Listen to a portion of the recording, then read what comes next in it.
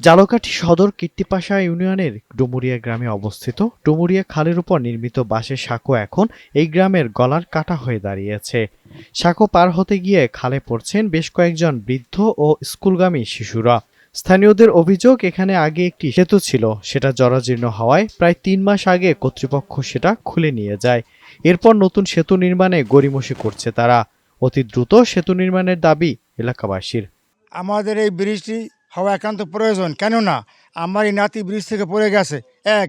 দ্বিতীয়ত এত বড় শাখা বোধহয় ঝালকাঠি উপজেলার ভিতরে নেই। সুতরাং ব্রিজটি যাতে দ্রুত আমরা পাইতে পারি, এই জন্য আমি আপনাদের কাছে আকুল আবেদন জানাচ্ছি। নাতি রাজদীপ হালদার হে ওই চারেখানে পড়ছে, হে আর ওই বইয়ের ব্যাগ ট্যাগ লইয়া পড়িয়ে গেছে। ভেঙে নিয়ে চার দিয়ে গেছে। চার থেকে অনেক বাচ্চারা পরে বুড়ারা পড়িয়ে যায়, বাচ্চা কাছে এবার আসতে পারে না, মানে স্কুল যাইতে পারে না।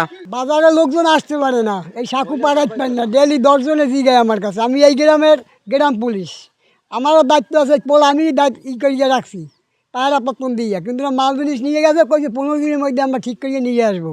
কিন্তু আজ দীর্ঘ 3 মাস হয়ে গেছে আর লোকজন বাজারে বাইরেই না। গাড়ি ঘোড়া রোডটা হইলে ভালো হয়, আমরা এই সাইড দিয়ে বাইরে যেতে পারি। আমাদের একান্ত দরকার ব্রিজটা। আমার বাসা হচ্ছে পাশের গ্রামে ভীমরুলিতে। আমি এখানে প্রতিদিনই আসি স্টুডেন্টের বাসায়। আপাতত এখানে একটা মানে সাঁকোটা না থেকে যদি একটা পোল হতো তাহলে গ্রামবাসীর জন্য বা আমাদের জন্য খুবই সুবিধা হতো।